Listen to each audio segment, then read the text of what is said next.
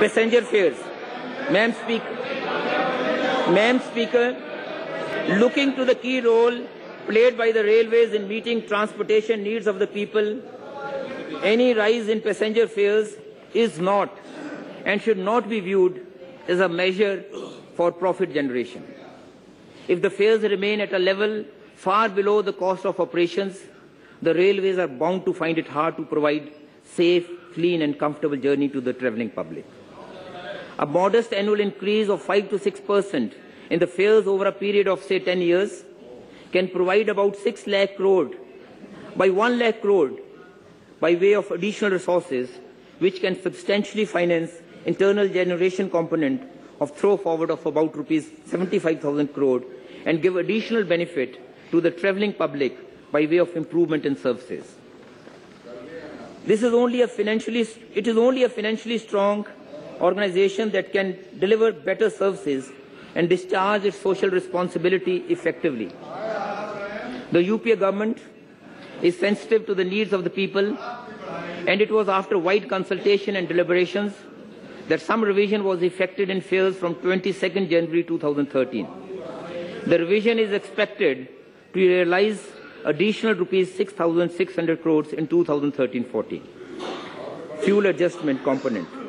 However, subsequent increase in the rates of HSD oil in January 2013 itself has added rupees 3,300 crore to the fuel bill of railways, taking away a substantial portion of the additional resources targeted.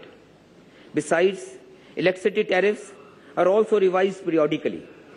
The increase in fuel bill during 2013-14 on account of these revisions in 2012-13 alone would be more than rupees 5,100 crore.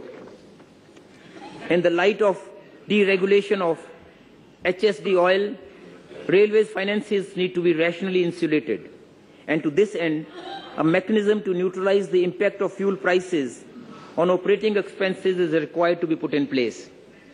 In the budget 2012-13, my learned predecessor had proposed to segregate fuel component in tariffs as FAC, that is fuel adjustment component.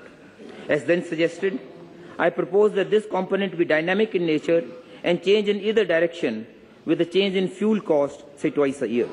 It is proposed to implement the FAC-linked revision in only freight tariff from 1st April 2013. It will translate to about or a little less than 5% average increase for freight.